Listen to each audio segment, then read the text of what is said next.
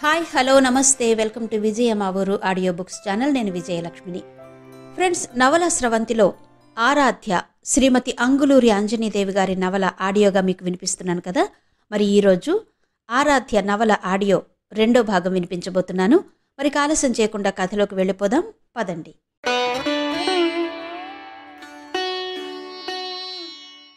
శర్వాణి తెల్లవారుజాము 5 గంటలకే నిద్రలేచింది. స్నానం, ధ్యానం, పూజ అయ్యాక చకచక వంట చేసింది. ఉదయాన్నే నిద్రలేచే అలవాటు లేకపోవడం వల్లనో ఏమో ఆరాధ్య పడుకునే ఉంది.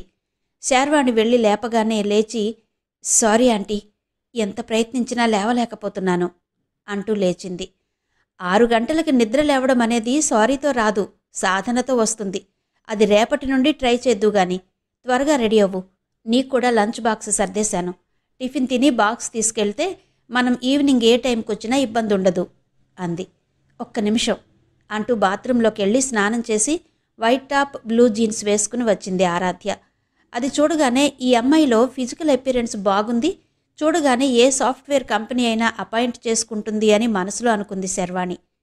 టిఫిన్ తింటున్నప్పుడు ఆరాధ్యనే చూస్తూ, నువ్వు ఈ డ్రెస్లో చాలా బాగున్నావు, కానీ ఇంటర్వ్యూకి వెళ్ళేటప్పుడు ఇలాంటి డ్రెస్సులు బాగుండవు అంది శర్వాణి.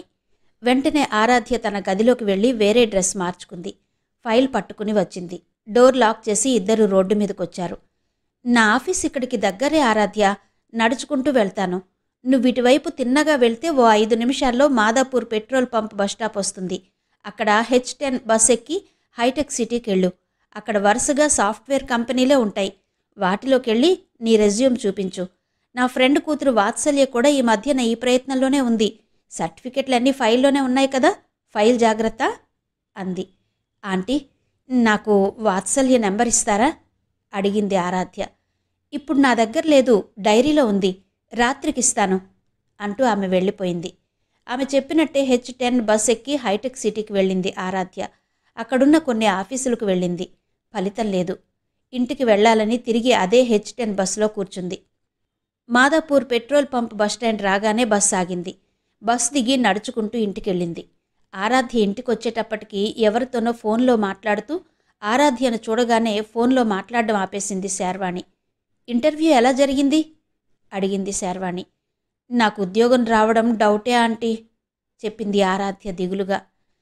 100 ఇంటర్వ్యూలకు అటెండ్ అయినట్టు ఎందుకంత డిప్రెషన్? వస్తుందిలే, ముందు కాఫీ తాగు, రిలాక్స్ అవ్వు అంటూ ఆరాధ్యకి కాఫీ ఇచ్చి ఆమె కూడా తాగుతూ కూర్చుంది. ఆరాధ్య వచ్చే ముందే ఆమె ఆఫీసు నుండి ఇంటికొచ్చింది. లంచ్ బాక్స్ను చూసి ఆశ్చర్యపోతూ, నువ్వు దీన్ని ఓపెన్ కూడా చేసినట్టు లేదు అంది శర్వాణి. లేదాంటీ, నాకు దాని ధ్యాసే లేదు. ఇప్పుడు ఆకలిగా ఉంది. ఇదిగో కాఫీ తాగుతున్నాను కదా, సరిపోతుంది అంది. దీన్ని బట్టి నీది బాగా అడ్జస్ట్ అయ్యే మెంటాలిటీ లాగుంది అంది నవ్వి శర్వాణి. అఫ్కోర్స్, ఇది మంచి పద్ధతే. ఈ తత్వమే మనుషుల్ని ఎలాంటి పరిస్థితుల నుండైనా బయటపడేస్తుంది. ఒక చిన్న పురుగు కూడా తన ప్రాణాన్ని కాపాడుకోవడం కోసం ఎన్నో రకాలుగా సర్దుకుపోయి బ్రతుకుతుంటుంది అంది శర్వాణి. నేను పురుగునా ఆంటీ గబుక్కున అడిగేసింది ఆరాధ్య. చచా, అలా ఎందుకు అనుకుంటావు? సర్దుకుపోయి దాక్కునే పురుగులా మనం కూడా జీవితంలో ఎత్తుగడల్ని నేర్చుకోవాలి. జీవితాన్ని క్రమంగా మార్చుకుంటూ వెళ్ళాలి అని నీకు ఆ ఉదాహరణ చెప్పాను, అంతే అంది శర్వాణి. ఓహ్, అలాగా. నీకింకో రహస్యం చెప్పనా? చెప్పండి ఆంటీ. మన జీవితాల్లో ఎన్నో ఊహించని అద్భుతాలు జరుగుతాయి. నా జీవితంలో కూడా కొన్ని జరిగాయి. నాకు తెలిసిన వాళ్ల జీవితాల్లో కూడా జరిగాయి. అవేంటంటే, జాబ్ రాదనుకున్న వాళ్ళకి జాబ్ రావడం, పెళ్లి కాదనుకున్న వాళ్ళకి పెళ్లి కావడం, ఇల్లు లేదనుకున్న వాళ్ళకి ఇల్లు రావడం, ఐపీఎస్ కాలేమేమో అనుకున్న వాళ్ళు ఐపీఎస్లు కావడం. ఇవన్నీ జరగాలి అంటే మన ఆలోచనలకి కూడా కొంత శక్తి కావాలి. అప్పుడే మనం కావాలనుకున్న వాటిని పొందగలుగుతాం అంది. ప్రస్తుతం నాకంత శక్తి ఉందో లేదో తెలీదు, కానీ జాబ్ అయితే కావాలాంటీ. జాబ్ ఉంటేనే నాకిప్పుడు తిండి, షెల్టర్ అంటూ ఉన్న వాస్తవాన్ని చెప్పింది. ఒక్కరోజుకే ఇలా నిరాశపడితే ఎలా? ఓపిక, ఓర్పు ఉండాలి. అవి ఉండాలి అంటే కొంత శక్తి అవసరమవుతుంది. ఆ శక్తి ఎక్కడో ఉండదు, ఎక్కడి నుంచో రాదు, అది నీలోనే ఉంటుంది. నువ్వే ఒక శక్తివి. దాన్నెవరూ సృష్టించలేరు, నాశనం చెయ్యలేరు. నువ్వు నీ శక్తితో నీకు కావాలనుకున్న వాటిని నీ వైపుకు ఆకర్షించుకోవాలి. నేనో చోట చదివాను, మన ఉద్దేశాలను మన లక్ష్యాలను ఒక బ్లాక్ బోర్డు మీద రాసి దేవుడు ఆకాశంలో ఉంచడట. అసలు అటువంటి బ్లాక్ బోర్డు లేనేలేదట. దేన్నైనా మనకు మనమే ఇచ్చుకోవాలి, మనకు మనమే సృష్టించుకోవాలి. అదే మన జీవితం అంది శార్వాణి. ఆంటీ, నాకు వాత్సల్య నెంబర్ ఇస్తారా? ముందు మీరు తనకు ఫోన్ చేసి నన్ను పరిచయం చేయండి, నేను మాట్లాడతాను అంది ఆరాధ్య. బెస్ట్ ఐడియా అంటూ వాత్సల్యకు ఫోన్ చేసింది శార్వాణి. ఆరాధ్యను పరిచయం చేసి ఆరాధ్య గురించి చెప్పింది. మాట్లాడారాధ్య, వాత్సల్య నీతో మాట్లాడుతుందట అంటూ మొబైల్ని ఆరాధ్యకిచ్చింది శార్వాణి. ఆరాధ్య ఖాళీ అయిన కాఫీ కప్పుని టీపై మీద పెట్టి సెల్ ఫోన్ని చెవి దగ్గర పెట్టుకుని వాత్సల్యతో మాట్లాడుతూ బాల్కనీలోకి వెళ్లి నిలబడింది. వాత్సల్య చాలా తెలివిగా, స్పష్టంగా, హుషారుగా మాట్లాడుతోంది. ఆమె మాటల్లో ఎదుటివారు చాలా త్వరగా ఇంప్రెస్ అయ్యే క్వాలిటీ ఉంది. ఆసక్తిగా వింటోంది ఆరాధ్య. నీకో అబ్బాయి నెంబర్ ఇస్తాను ఆరాధ్య, నీకేవైనా డౌట్స్ వస్తే ఫోన్లో అతన్ని కాంటాక్ట్ అవ్వు అంది వాత్సల్య. అబ్బాయిదా? వెంటనే అడిగింది ఆరాధ్య. అవును, అబ్బాయి నెంబర్ అయితేనే యూస్ఫుల్గా ఉంటుంది. నువ్వు నా ఫ్రెండ్వని అతనికి నిన్ను ఇంట్రడ్యూస్ చేస్తాను. అతను నిన్ను కూడా తన ఫ్రెండ్ లాగే ట్రీట్ చేస్తాడు అంది వాత్సల్య. ఆరాధ్యకు వెంటనే రాకేష్ గుర్తొచ్చాడు. వద్దు వాత్సల్య, నాకు అమ్మాయి నెంబరుంటే ఇవ్వు అంది. వాత్సల్య నవ్వింది. అమ్మాయిల మీద నువ్వు మరీ అంత ఎక్స్పెక్టేషన్స్ పెట్టుకోకు. వాళ్ళు మన కోసం ఏమీ చెయ్యరు. ఏం చెయ్యాలనుకున్నా వాళ్ళు కూడా అబ్బాయిలకి ఫోన్లు చేసి ఇన్ఫర్మేషన్ గ్యాదర్ చేయాల్సిందే. అబ్బాయిలకి ఉండే కమ్యూనికేషన్ స్కిల్స్ అమ్మాయిలకు ఉండవు. ఎక్కడికైనా అబ్బాయిలు వెళ్ళినంత ధైర్యంగా ఒంటరిగా అమ్మాయిలు వెళ్ళలేరు. అంతేకాదు, ఒక అమ్మాయిని పక్కన పెట్టుకుని ఈ మహానగరంలో ఎక్కడికి వెళ్లాలన్నా అంత సేఫ్ కాదు. పైగా అమ్మాయిలు ఇంకో అమ్మాయి కోసం అంత టైంను వృధా చేసుకోరు అంది వాత్సల్య. ఆరాధ్యకి అబ్బాయిల్ని నమ్మాలంటేనే భయంగా ఉంది. రాకేష్ విషయం వాత్సల్యతో చెప్పాలా వద్దా అని సందేహిస్తోంది. ఇప్పుడు నీకో జాబ్ కావాలా ఆరాధ్య? ఈ హైదరాబాద్లో నీకు సపోర్ట్ చెయ్యాలన్నా, నీతో పాటు తిరగాలన్నా నీ పేరెంట్స్ వల్ల అయ్యే పని కాదు. నీ పేరెంట్సే కాదు, చాలామంది పేరెంట్స్ అలాగే ఉన్నారు. బ్రదర్స్ కానీ సిస్టర్స్ కానీ ఏదో మనం మాట్లాడినప్పుడు మాట్లాడతారు. అది కూడా వాళ్ళకి తెలిసింది మాత్రమే. తెలియంది తెలుసుకుని మాట్లాడేంత టైం కూడా వాళ్ళకుండదు. అదే ఫ్రెండ్ అనుకో, లీవ్ పెట్టుకుని మరీ మన వెంట వస్తాడు, మన గురించి ఆలోచిస్తాడు. సిటీకి కొత్త కాబట్టి ఎక్కడైనా మనం మిస్ అవుతామని మనల్ని ఒంటరిగా వెళ్ళనివ్వడు. మన కోసం ఏమైనా చేస్తాడు అంటూ బాయ్ ఫ్రెండ్స్ వల్ల ఎంత ఉపయోగమే చెప్పింది వాత్సల్య. పెదవి విరిచింది ఆరాధ్య.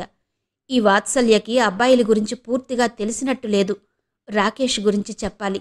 అబ్బాయిలు ఎలాంటివారో తెలుసుకుంటుంది. లేకుంటే ఫ్యూచర్లో ఆమె కూడా తనలాగే మోసపోవచ్చు అని మనసులో అనుకుంటూ రాకేష్ తనకెలా హ్యాండ్ ఇచ్చాడో చెప్పబోయింది.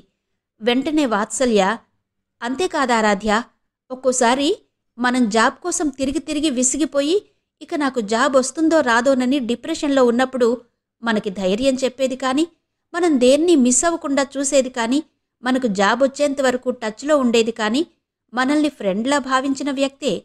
నేనింత గట్టిగా ఎందుకు చెబుతున్నానంటే, సిటీలకెళ్ళి పీజీలు చేసిన అమ్మాయిలు కూడా కొందరు చదువైపోయి ఇంటికి వెళ్ళగానే 9th క్లాస్ అమ్మాయిల్లా మారిపోతుంటారు. అది వాళ్ల తప్పు కాదు, వాళ్ల ఇంటి వాతావరణం అలాంటిది. అప్పటి వరకు వాళ్ల దగ్గర ఉన్న మొబైల్ కూడా వాళ్ల దగ్గరుండదు. వాళ్ళ అన్నయ్యల దగ్గరకో తండ్రి దగ్గరకో వెళ్ళిపోతుంది. వాళ్లేమో వంట పని ఇంటి పని చేసుకుంటూ ఎవరితోనూ కమ్యూనికేషన్ లేకుండా ఉంటారు. అలాంటి వాళ్లకు ఏదైనా జాబ్ ఇన్ఫర్మేషన్ ఇచ్చేది మరే ఇతర ప్రాంతాలలో ఉండే వాళ్ల బాయ్ ఫ్రెండ్సే. బాయ్ ఫ్రెండ్స్ వల్ల నాకు తెలిసి ఎలాంటి ప్రమాదం ఉండదు. అయినా ఏ ప్రమాదమైనా మనల్ని బట్టే ఉంటుందా ఆరాధ్య? సరే, నేనిప్పుడు నీకు కొన్ని మెయిల్ ఐడీలు చెప్తాను, వాటికి వెంటనే నీ రెజ్యూమ్ని ఫార్వర్డ్ చెయ్యి అంటూ కొన్ని మెయిల్ ఐడీలు చెప్పింది వాత్సల్య. ఆరాధ్య వాటిని వెంటనే నోట్ చేసుకుంది. ఒక్క నిమిషం వాత్సల్య అంటూ ఆరాధ్య శర్వాణి దగ్గరికి వెళ్ళింది. ఆంటీ, నేనిప్పుడు ఇంటర్నెట్ సెంటర్కి వెళ్ళి వస్తాను. వాత్సల్య నాకు కొన్ని మెయిల్ ఐడీలు చెప్పింది, వాటికి నా రెజ్యూమ్ని ఫార్వర్డ్ చేసి వస్తాను అంటూ వాత్సల్యతో ఫోన్లో మాట్లాడుతూనే బయటకెళ్ళింది ఆరాధ్య. మొబైల్ని చెవి దగ్గర అలాగే పట్టుకుని మాట్లాడుతూ వాత్సల్య రోడ్డుని ఎక్కడ క్రాస్ చేయమన్నదో అక్కడ చేసింది. ఆ తర్వాత ఇంటర్నెట్ సెంటర్ అక్కడికి ఎంత దూరంలో ఉందో తెలుసుకుంది. బై వాత్సల్య అంటూ కాల్ కట్ చేసింది. ఇంటర్నెట్ సెంటర్లో ఓ గంట గడిపి ఇంటికెళ్ళింది ఆరాధ్య.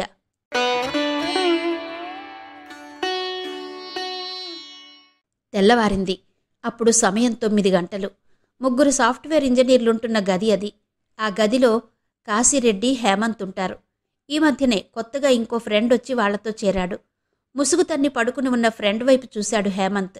వీడిని చూస్తుంటే ఈరోజు కూడా ఆఫీస్కి వెళ్లేలా లేడు. రాత్రంతా కలవరిస్తూనే ఉన్నాడు.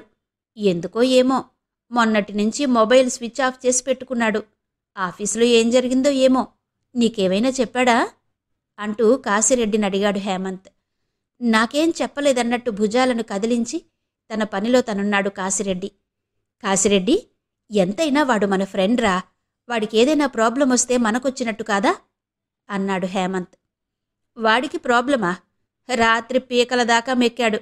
ఇప్పుడు మనిద్దరం నిద్రలేచి వంట చేసి ఆఫీస్కు రెడీ అవుతున్నా ప్రాణాయామం చేస్తున్న వాడిలా సైలెంట్గా దుప్పట్లో నుంచే శ్వాస పీల్చి వదులుతున్నాడు.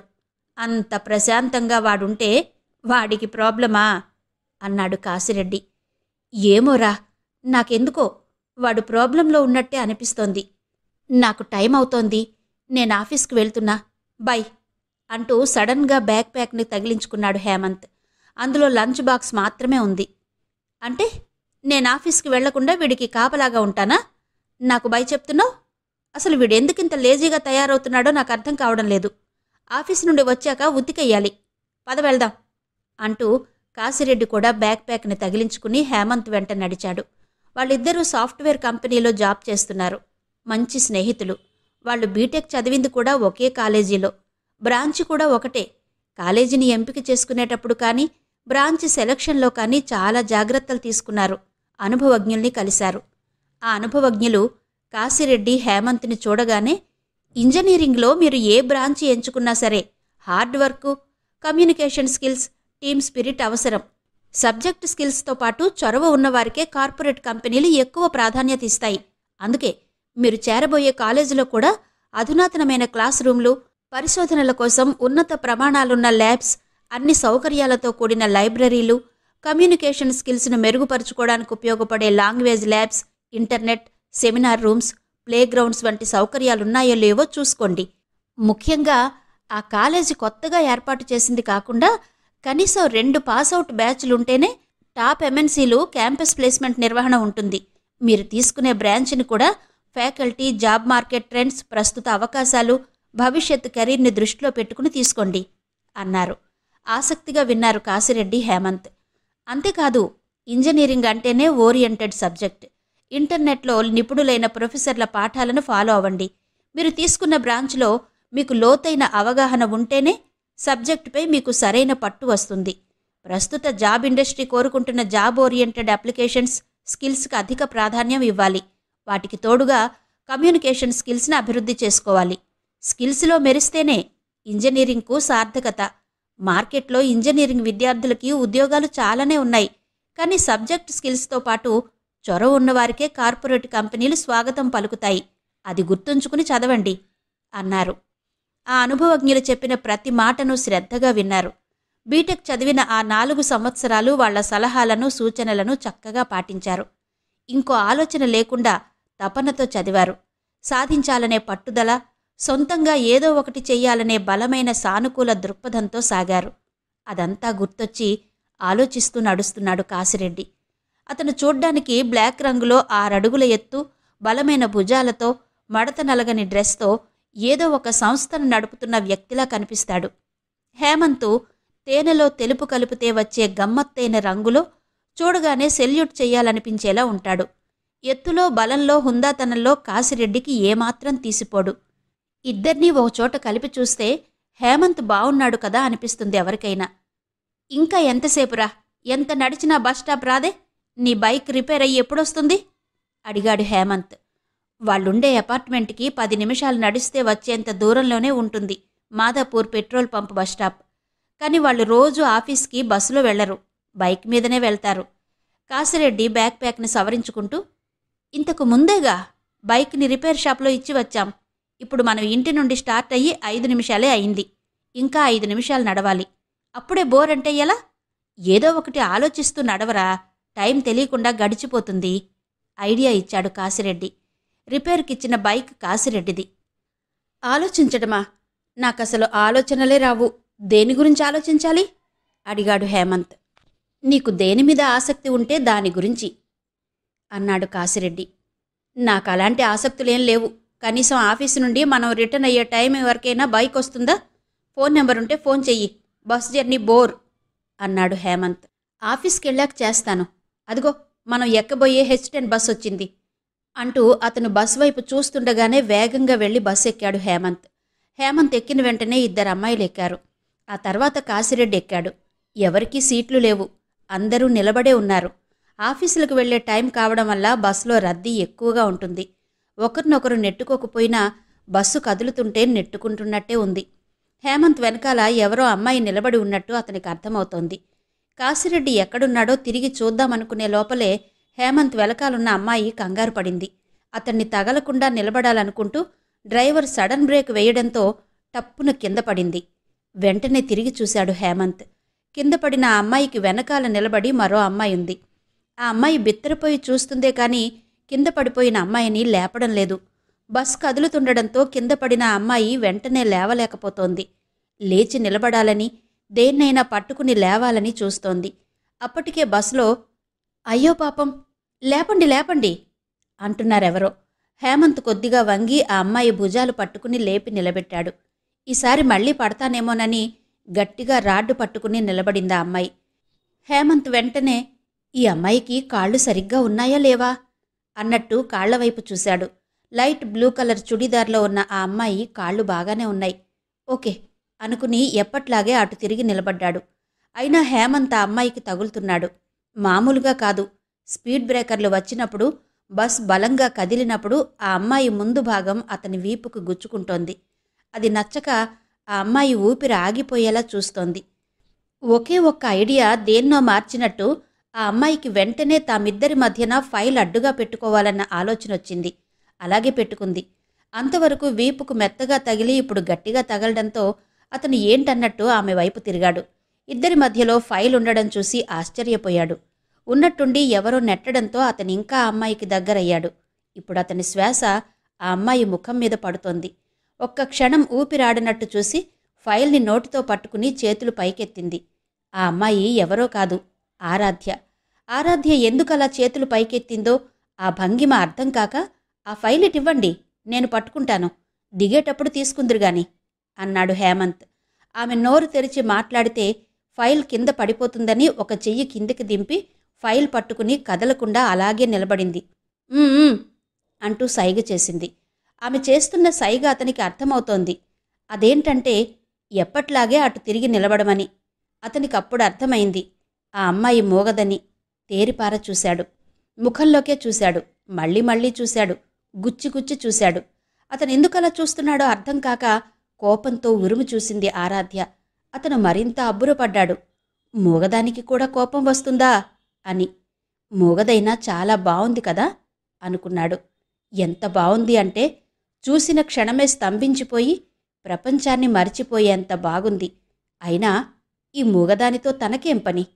వెంటనే అటు తిరిగి నిలబడ్డాడు. బస్ ఇమేజ్ హాస్పిటల్ బస్టాప్ దగ్గర ఆగి మళ్లీ కదిలింది. హేమంత్ కిందకో తిరిగి ఆరాధ్య వైపు చూడాలనిపిస్తోంది. కాని అలా చూస్తే బాగుండదేమో. తననే చూస్తున్నాడనుకుంటుందేమో. తన కోసమే వెనక్కి తిరిగాడనుకుంటుందేమో. ఎంత మూగదైనా అలా అనుకోవడం అతనికిష్టం లేదు. అందుకే ఆరాధ్య ముఖాన్ని మళ్లీ చూడాలన్న కోరికను మనసులోనే తొక్కేశాడు. అయినా అతని మనసెందుకో మొండికేస్తోంది. ఒక మూగదాని ముఖం కోసం ముఖం వాచినట్టు వెనక్కి తిరిగి చూడాలనుకుంటోంది. చచ అనుకున్నాడు. అతనికి తెలియకుండానే కాశిరెడ్డి అని పిలుస్తూ వెనుతిరిగి ఆరాధ్య వైపు చూశాడు. ఆరాధ్య కూడా అతని వైపు చూసింది. ఆమెలో ఎలాంటి ఎమోషన్స్ లేవు. పాపం మోగది అనిపించేంత అమాయకంగా చూస్తోంది. అమాయకంలో కూడా ఇంత అందం ఉంటుందా? ఎందుకుండదు? పువ్వులు కూడా అంతేగా, అమాయకంగా చూస్తుంటాయి ఎవరి వైపైనా. మాట్లాడవు. ఈ మూగపిల్లలాగే. ఎలాగైతేనే ప్రపంచంలో అన్ని దేశాల్లో పూసే అద్భుతమైన పువ్వుల్లో అత్యద్భుతమైన పువ్వులాగా ఉంది ఈ మూగపిల్ల. అంతలో హైటెక్ సిటీ రాగానే బస్సు ఆగింది. ఒక్కొక్కరే బస్సు దిగుతుంటే రారా హేమ్ అంటూ కాశిరెడ్డి హుషారుగా జంప్ చేస్తున్నట్టే బస్సు దిగాడు. కాశిరెడ్డే కాదు, అక్కడ అందరూ అలాగే స్పీడ్గా బస్సు దిగుతున్నారు. ఆరాధ్యని చూస్తూ బస్సు దిగాడు హేమంత్. ఏంట్రా స్లో, కమాన్ కమాన్ అంటూ హేమంత్ భుజం తట్టి నడుస్తున్నాడు కాశిరెడ్డి. ఆరాధ్య ఎటు వెళ్తుందోనని ఆమె వెళ్తున్న వైపే కాశిరెడ్డికి తెలియకుండా చూస్తున్నాడు హేమంత్. ఆమె వేరే రూట్ను వెళ్లడంతో నిరాశగా నేల మీద ఏదో ఉంటే తన్నుకుంటూ నడుస్తున్నాడు హేమంత్. ఏంట్రా మూడీగా ఉన్నావు, బైక్ లేదనా అడిగాడు కాశిరెడ్డి సరదాగా. హేమంత్ మాట్లాడకుండా అలాగే తన్నుకుంటూ నడుస్తున్నాడు. తన్నింది చాల్లే, ఆఫీస్ వచ్చింది చూడు అన్నాడు కాశిరెడ్డి. కొద్దిగా తల వంచుకుని ఆలోచనగా నడుస్తున్న హేమంత్ నవ్వుతూ కాశిరెడ్డిని ఫాలో అయ్యాడు. హేమంత్ ఎందుకు నవ్వాడో తెలీదు కాశిరెడ్డికి. ఆ నవ్వులో ఏదో ప్రత్యేకత ఉన్నట్టు అనిపించినా పట్టించుకోలేదు. కారణం, కాశిరెడ్డి పూర్తిగా ఆఫీస్ మూడ్లో ఉన్నాడు. వాళ్ళు వర్క్ చేస్తున్న సాఫ్ట్వేర్ కంపెనీ 8 అంతస్తులుంటుంది. చాలా అధునాతనమైన భవనం, అన్ని సౌకర్యాలతో ఉంటుంది. చేస్తే ఇలాంటి కంపెనీలోనే జాబ్ చెయ్యాలి అనిపించేలా ఉంటుంది. అందులో వర్క్ చేస్తున్న వాళ్ళకి కారు కానీ బైక్ కానీ ఉంటే అప్పర్ బేస్మెంట్లో పార్కింగ్ చేస్తారు. అక్కడ చెకింగ్ ఉంటుంది. ప్రస్తుతం వాళ్ళ దగ్గర కారు కానీ బైక్ కానీ లేవు కాబట్టి నేరుగా లిఫ్ట్ ఏరియాకి వెళ్ళి లిఫ్ట్లోకి వెళ్ళి 4th ఫ్లోర్లోకి వెళ్ళారు. అక్కడ వాళ్ళ ఐడెంటిటీ కార్డ్స్ తోటి డోర్ యాక్సెస్ ట్రై చేశారు. వాళ్ళ దగ్గర ఉన్న ఐడెంటిటీ కార్డ్స్ వ్యాలిడ్ కావడంతో వెంటనే డోర్ ఓపెన్ అయింది. లోపలికి వెళ్ళి బ్యాక్ ప్యాక్ని స్వైస్ చేసే రిసెప్షన్ ఏరియాలో ఆగారు. అక్కడ ఒక మిషన్లో బ్యాక్ ప్యాక్ను ఉంచి చెక్ చేయడం ఉంటుంది. అందులో పెన్ డ్రైవ్ కానీ పర్సనల్ ట్యాబ్లెట్ కానీ పీసీ కానీ ఉంటే వాటిని అక్కడే డిపాజిట్ చేసి వెళ్లాల్సి ఉంటుంది. అలాంటివేం వాళ్ళ దగ్గర లేవు. చెకింగ్ పూర్తయింది. అక్కడి నుండి హుషారుగా కదిలి నేరుగా వాళ్ళు కూర్చునే క్యూబికల్ దగ్గరికి వెళ్తూ రోజులాగే ముఖాన్ని ప్లెజెంట్గా మార్చుకున్నారు. గుడ్ మార్నింగ్ చెప్పే వాళ్ళకి గుడ్ మార్నింగ్, హాయ్ చెప్పే వాళ్ళకి హాయ్ చెప్పారు. పరామర్శించాల్సిన వాళ్ళు ఎవరైనా ఉంటే వాళ్ళ దగ్గర ఒక క్షణం ఆగి పరామర్శించారు. తర్వాత బ్యాక్ ప్యాక్ని క్యూబికల్ దగ్గర వదిలారు. కంప్యూటర్ ఆన్ చేసి కాఫీ ఏరియాకి వెళ్లారు. అక్కడ ఇద్దరూ మాట్లాడుకుంటూ బిస్కెట్స్ తిని కాఫీ మిషన్ దగ్గర కాఫీ తీసుకుని మళ్ళీ ఎప్పట్లాగే క్యూబికల్ దగ్గరికి వెళ్ళి కూర్చున్నారు. వాళ్ళు వెళ్ళేటప్పటికే కాశిరెడ్డి కంప్యూటర్ ఆన్ అయి ఉంది. అతను వెంటనే సిస్టమ్ లోపలికి లాగిన్ అయ్యాడు. ఆ రోజు అతను చేయవలసిన పనిని చెక్ చేస్తూ కూర్చున్నాడు. హేమంత్ కంప్యూటర్ ఆన్ కాలేదు. అతను ట్రై చేశాడు, అయినా అవ్వలేదు. ఎందుకు ఆన్ అవ్వలేదో అర్థం కాక ఒక్క క్షణం అలాగే చూస్తూ కూర్చున్నాడు. అతని సిస్టమ్ ఆన్ కాకపోవడంతో పాటు ప్రతిరోజు అక్కడ కూర్చోగానే కనిపించే దేవుని ఫోటో, ఫ్యామిలీ ఫోటో పక్కనెక్కడో పడి ఉన్నాయి. వాటిని చూడగానే మనసు కలుక్కుమంది. ఆ ఫోటోలు చూడ్డానికి చిన్నవిగా 1-2 అంగుళాల పరిమాణంలో ఉన్నా అవంటే అతనికి ప్రాణం. వాటిని అందుకొని యథాస్థానంలో ఉంచాడు. కేబుల్స్ అన్నీ సరిగ్గా ఉన్నాయో లేవో అని ఒకసారి చెక్ చేసి కనెక్షన్స్ అన్నీ ఇచ్చి చూశాడు. అప్పుడు ఆన్ అయింది. ఆన్ అయినా కూడా ఆఫీస్కి రాగానే ఇదో పెద్ద డిస్టర్బెన్స్గా అనిపించింది. అటు ఇటు చూశాడు. పక్క క్యూబికల్ దగ్గర ఏదో ప్రాబ్లం ఉన్నట్టుంది. క్లీనింగ్ డిపార్ట్మెంట్ వాళ్ళు వచ్చి నిలబడ్డారు. వాళ్ళు ప్రతిరోజు రాత్రి 11:30కి టేబుల్స్, మానిటర్స్ క్లీన్ చేసి వెళ్తుంటారు. అలా చేస్తున్నప్పుడు కేబుల్స్ని అటు ఇటు గుంజడం, కదిలించడం జరుగుతుంది. ఇది వాళ్ల పనే అయి ఉంటుందనుకున్నాడు. సడన్గా సీట్లో నుంచి లేచాడు హేమంత్. క్లీనింగ్ డిపార్ట్మెంట్ వాళ్ళ దగ్గరికి వెళ్ళాడు. వాళ్ల మీద చిరాకు పడుతూ, క్లీన్ చేస్తున్నప్పుడు కేబుల్ చూడకుండా జాగ్రత్తగా క్లీన్ చేయండి. అక్కడ ఉండే ఫ్లవర్ వాజులు, ఫోటో ఫ్రేమ్స్ కదిలించకండి. ఎక్కడున్నవి అక్కడే ఉంచండి. ఇవాళ సిస్టమ్ ఆన్ అవ్వలేదు. ఇంకెప్పుడు ఇలా జరగకూడదు అన్నాడు. అంత గట్టిగా హేమంత్ ఎప్పుడూ మాట్లాడలేదు. అది చూసి కాశిరెడ్డి ఆశ్చర్యపోయాడు. రే హేమ్, ఏమైందిరా నీకు అడిగాడు. అప్పటికే హేమంత్ తన క్యూబికల్ దగ్గరకు వెళ్ళి కూర్చున్నాడు. ఏం జరిగిందో కాశిరెడ్డితో చెప్పాడు. ఇది చాలా చిన్న విషయంరా, దీనికే అంత చిరాకు పడాలా? బైక్ గురించి ఏమైనా ఆలోచిస్తున్నావా? ఉండు, మన బైక్ రిపేర్ ఎంతవరకు వచ్చిందో కాల్ చేసి అడుగుతాను. త్వరగా చేయమని చెబుతాను అంటూ మొబైల్లో బైక్ రిపేర్ చేసే అతని నెంబర్ నొక్కాడు కాశిరెడ్డి. వద్దొద్దు, నెమ్మదిగానే చెయ్యని. మనం తొందరపడితే ఏ పార్ట్లో ఏ ప్రాబ్లం ఉందో సరిగ్గా చూడకుండానే తెచ్చి మనకు హ్యాండ్ ఓవర్ చేసి వెళ్తాడు. నాకు బస్ జర్నీ చాలా బాగుంది. రేపు కూడా బస్సులోనే వద్దాం అన్నాడు. ఒక్క క్షణం హేమంత్ వైపు సైలెంట్గా చూశాడు కాశిరెడ్డి. తర్వాత తనకి కావలసిన సైట్ను ఓపెన్ చేస్తూ సిస్టమ్ ముందు కూర్చున్నాడు.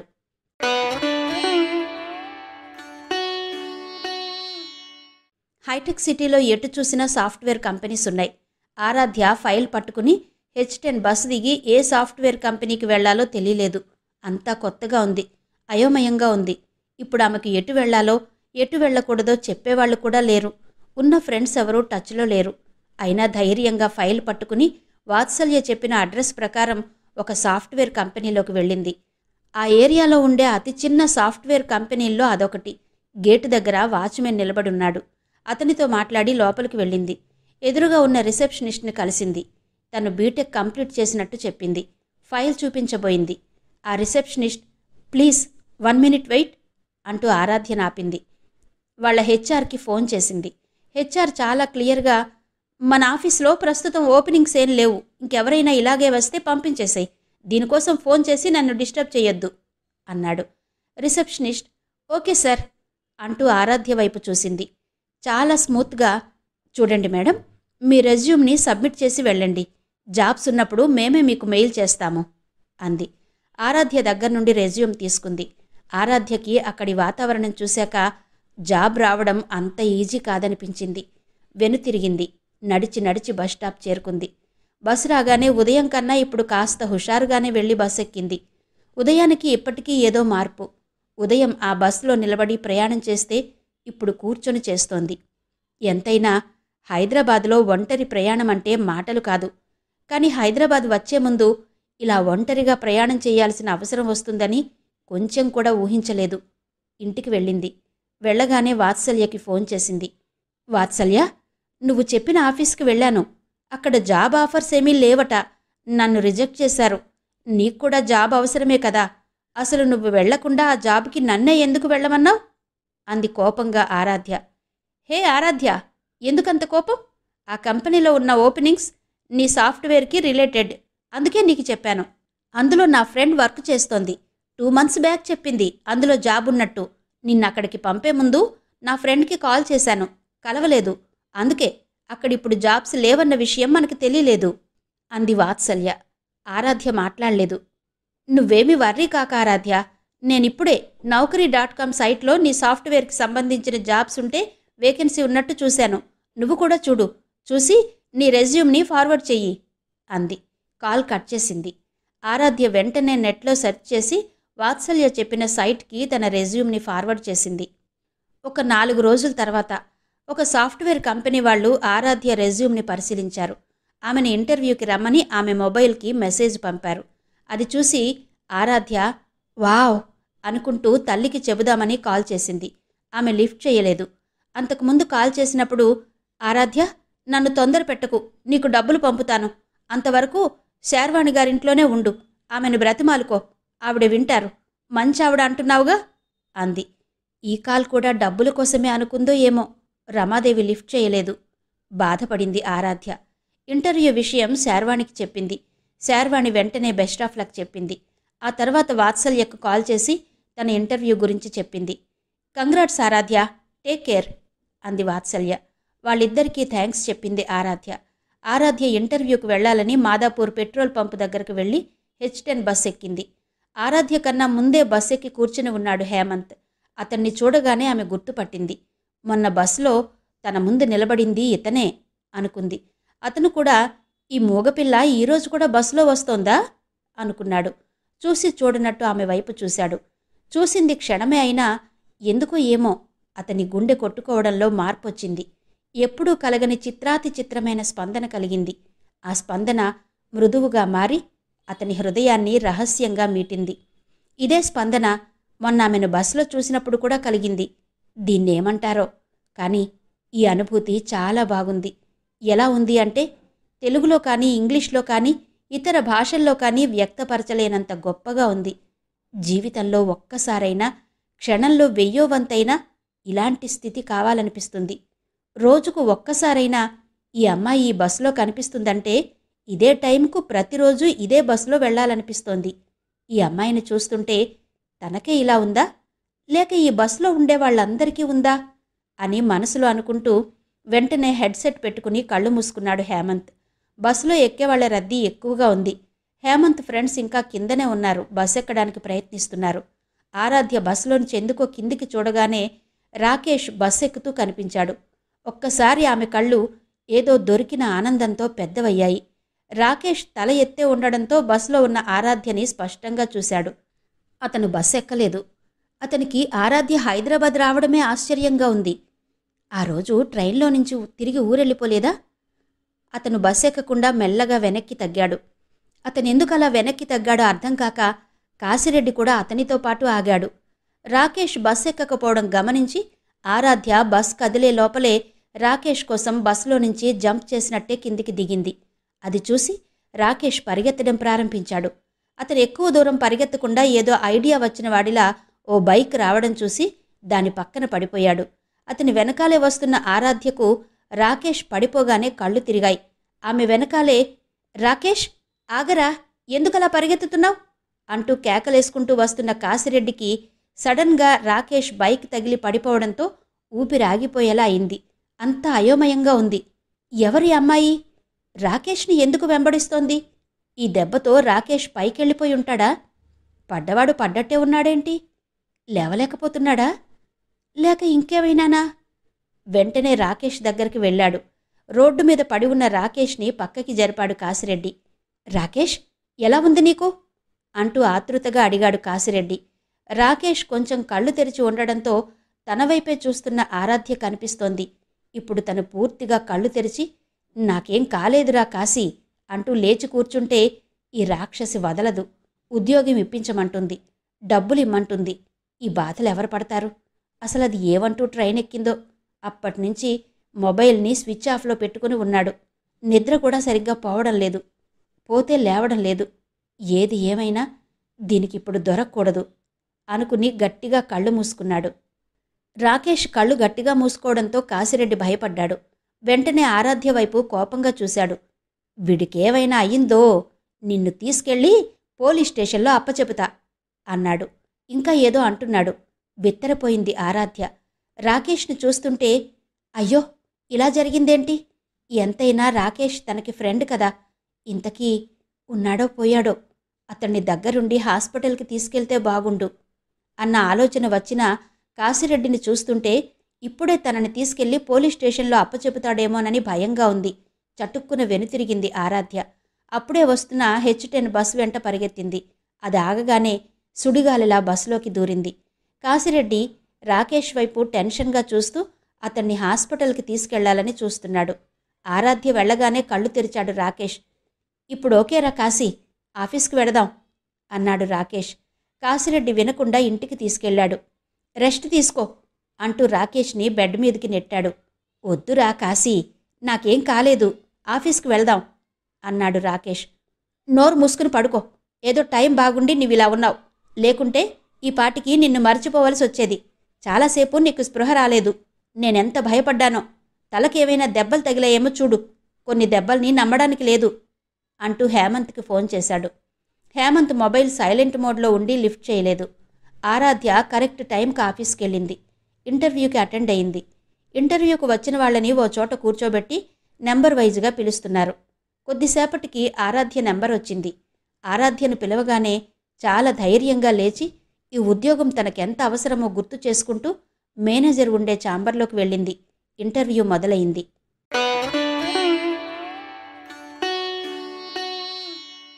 ఆరాధ్య శ్రీమతి అంగులూరి అంజనీదేవి గారి నవల ఆడియో 2వ భాగం విన్నారు కదా.